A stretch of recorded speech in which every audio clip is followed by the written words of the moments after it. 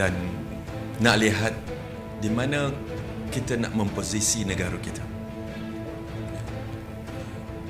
So how are we going to position ourselves? How do we navigate our foreign policy in time of the whole world is in trouble? So ini memerlukan suatu pemikiran yang tak boleh tergopoh-gopoh. Kerana silap langkah kita akan terperangkap. Sebab orang melihat Malaysia, the whole world is looking for Malaysia, especially from the west and the east. Semua nak menarik Malaysia ke pihak mereka. Prof, ya?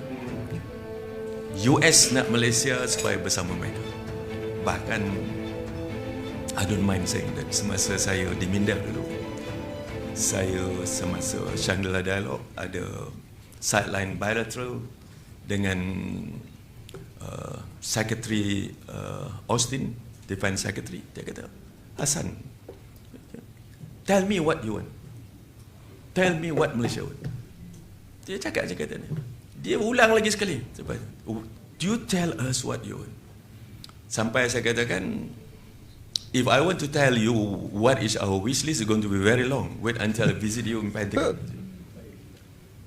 Itu jelas sekali menunjukkan bahawa dia nakkan kita. Begitu juga China. Itu sebab China dia tak ada apa-apa dengan kita. When saya cakap dengan my counterpart Tan Sri semasa sidang kemuncak pertama tempoh hari di ASEAN, MKN apa minta, semua minta, Navy minta supaya kapal-kapal mereka itu keluar dari kawasan kita. Saya beritahu kepada Wang Yi, I said, brother, what is your 3 vessel doing in my water? He said, what vessel? I said, can you tell me? I said, you better check with your embassy here. Petang dia pegang tangan saya, brother, they have gone already. See? So that's how dia punya treatment toward Malaysia. Sehingga dalam ASEAN, mereka mengatakan Malaysia ni mendapat special treatment from China. Begitulah keadaan negara kita yang mana umpama anak dara sunti yang nak dipinang oleh dua-dua pihak. So Tan Sri, active neutrality itu penting. Kerana kita tidak mahu dilihat. We are a trading nation. Our main economy is an open economy, and we trade with everybody. We can't afford to be seen as leaning towards anybody.